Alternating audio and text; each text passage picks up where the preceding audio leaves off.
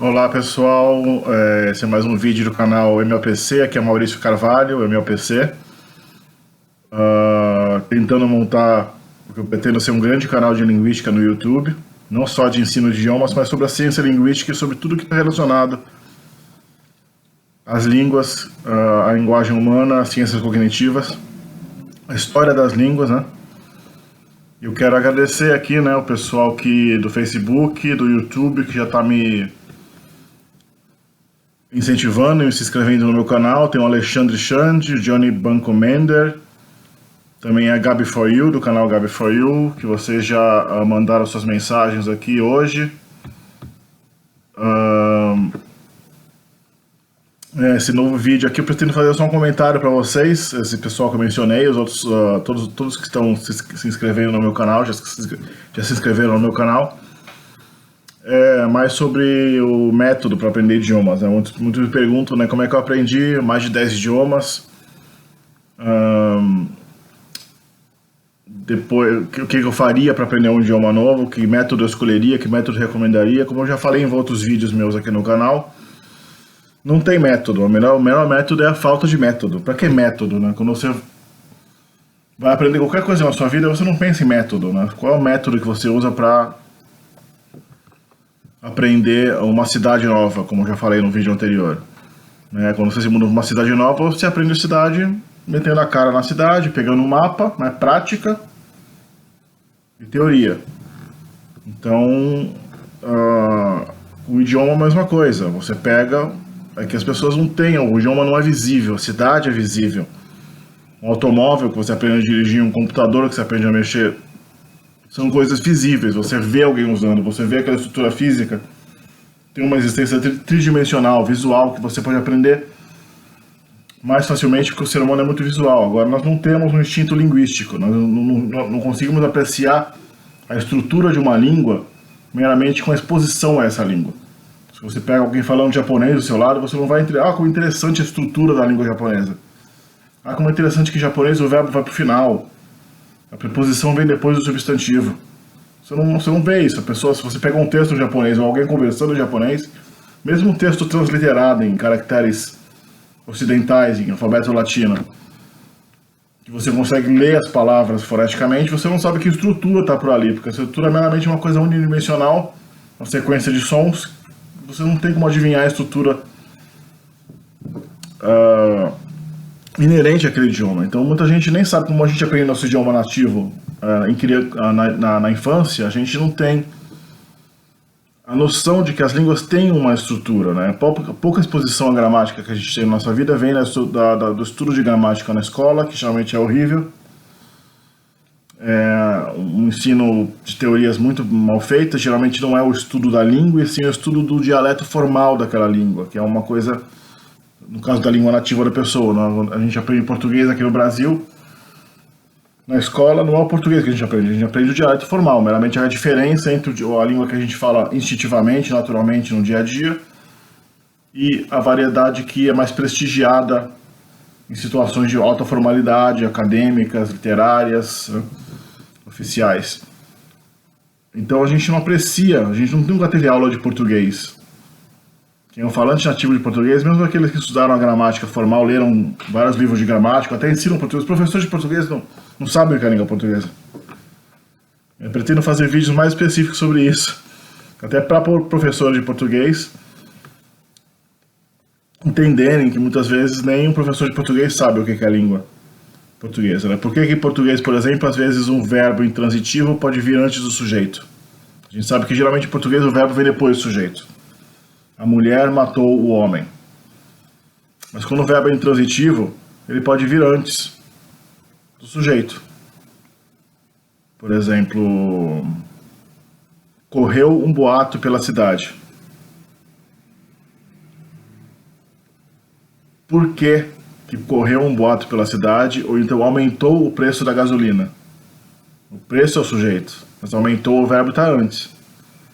Qual é a regra que você aplica, que o falante de português aplica, Mesmo em situações formais, essa regra se mantém na linguagem formal, né?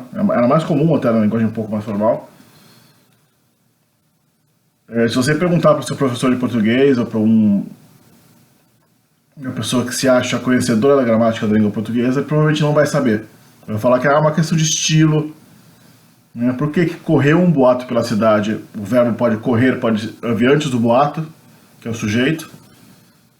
Mas, por exemplo, correu o menino para casa, não fica bom. Mas é o mesmo verbo, é o correr, né? Por que correu um boato pela cidade, né? Pode ser isso, e correu um menino para casa, não pode, a gente fala um menino correu para casa. O verbo tem que vir depois, é muito estranho, correu um menino para casa. Não tem a ver.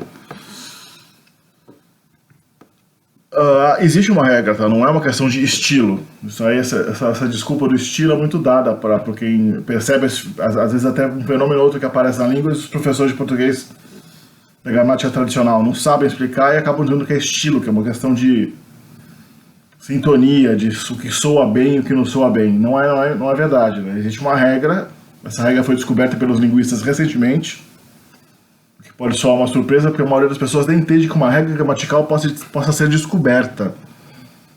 A gente acha que as regras gramaticais são inventadas pelos gramáticos, eles escrevem um livro, daí assim, ensinam nas escolas, e as pessoas aprendem gramática a partir dessa hierarquia. Não é verdade. Toda língua tem regras gramaticais inerentes, inconscientes, que emergem naturalmente a partir do nosso instinto linguístico nativo. Então as línguas indígenas do Brasil têm regras gramaticais da mesma maneira que nós, mesmo que os indígenas jamais tenham parado para pensar na gramática deles, não tenham nem escrita, não tenham livros, não tenham escolas, não queiram nem saber de gramática, essas línguas têm gramáticas. Então, no caso da correu um boato pela cidade, é porque o sujeito é uma questão de controle, de consciência. Um boato correu pela cidade, parece um fenômeno que não depende do boato. O boato não tem culpa de ter corrido. As outras pessoas estão falando boato, então alguém que está levando o boato adiante. Então o boato não tem controle sobre o correr. É uma coisa que mais é que afeta o boato tanto quanto como se fosse o objeto do verbo, né? Então ele tem agora, um menino correu para casa, ele tem controle sobre aquilo. Quando o sujeito tem controle sobre a ação, o verbo que representa aquela ação tende a vir depois. Então é mais natural que venha depois. E quando você coloca para casa, né, para o final, você já define o movimento como uma linha. Quando o movimento que está descrito na frase é definido, tem um começo e fim, também é mais provável que o verbo venha depois. Ao passo que pela cidade indica uma coisa que está ocorrendo sem muito controle ou um começo e fim também, né? Então, correu um boato do centro para a periferia também não é tão normal. Um boato correu do centro para a periferia ficaria mais normal, embora nesse caso também haja uma tolerância porque o sujeito não tem controle. Então são regras gramaticais, porque, por exemplo, a palavra você pode ser abreviada para se, em alguns casos, e em alguns casos não. A abreviação de você para se nem existe na gramática tradicional. Se você abrir um livro de gramática portuguesa, você... Até pouco tempo atrás nem existia a menção da palavra você em si, porque não tinha, era eu, tu, ele, nós, vós, eles. Agora a gente admite, né, que a palavra você, que se popularizou desde o final do século XIX, substituiu os outros pronomes de segunda pessoa, ela faz parte da língua portuguesa. Você vira se, né? Você vai lá, você vem amanhã, você sabe isso.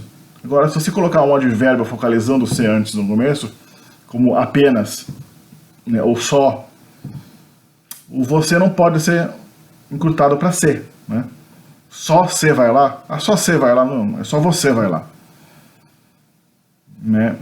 E quando ele é objeto do verbo, ele também não pode... Eu vi você na rua, eu vi você na rua. Não tem, ninguém fala eu vi você na rua, né? Porque o pessoal fala, não, o povo, a língua coloquial, o povo fala como ele quiser, não tem gramática, não tem regra gramatical, não tem consistência, cada um fala o que quiser. Esses linguistas científicos aí da universidade, que dizem que tudo tá certo, são malucos, porque o povo tem que ter uma regra para seguir, senão ninguém vai entender ninguém, todo mundo vai falar o que quiser. Não é bem assim. A língua coloquial não tem caos nenhum, ela tem regras. Então a vida inteira você nunca falou eu vi ser. Nunca falou, ah, eu vou matar C. Eu vou matar você. Tem que ter o vou no começo. Você não pode falar, eu vou matar C. Por que você seguiu essa regra a vida inteira e nunca percebeu que tinha uma regra? Por que você nunca encurtou você pra C? Mas o sujeito pode. Você vai matar ele, agora só você vai matar ele também não pode. Só você vai matar ele, não. Só você. Se eu só colocar antes o você, não tem como encurtar para C. Então, por que é assim? Porque existem regras de abreviação dos pronomes, de ênfase, tonalidade e atonalidade, que o pronome você segue, ele é único na língua portuguesa, porque ele não vem do quadro pronominal antigo, ele é um pronome novo, então ele está se gramaticalizando. Eles têm regras próprias dele, que se desenvolveram instintivamente no seio da comunidade linguística brasileira. Todos os brasileiros praticamente concordam com essa uso. Ninguém vai falar, eu quero VC amanhã. Não, quero ver você amanhã. Não tem como você falar, eu quero VC. Nenhum brasileiro vai considerar isso correto. Não existe isso. Se existir, é uma inovação que está acontecendo agora na rua que eu não vi ainda. Talvez no futuro, mas agora não existe ainda. Bom, eu ia falar de como aprender línguas estrangeiras e eu acabei falando de língua portuguesa. Então eu vou deixar para um próximo vídeo. Esse vídeo está um pouco longo, tá com 12 minutos. Eu vou fazer nesse canal, vou fazer um curso de inglês completo, porque muita gente chega para mim e fala: eu tenho que aprender inglês, não aprendo inglês, preciso aprender inglês, me ensina, me dá umas aulas particulares. Só que eu não tenho tempo para dar aula particular e acho que não é necessário hoje com a internet você pegar tanta aula particular. A aula particular seria para você praticar um conteúdo que você consegue absorver pela internet. Nesse canal eu vou postar um curso de inglês completo. Eu vou fazer o meu desafio de 4 horas, que é uma introdução ao idioma de cerca de 3, 4 horas, na qual eu resumo completamente o idioma. Eu já tenho um resumo de alemão e de russo aqui, mas está muito simples ainda. Eu estou aprendendo a fazer vídeo, então depois eu vou fazer umas versões mais bem montadas, mais bem editadas, mais dinâmicas. Então se inscrevam no canal se vocês querem aprender inglês de maneira eficiente e outros idiomas, que é um canal para poliglotas aqui. Deixe seu like, deixe seu dislike se você não gostou.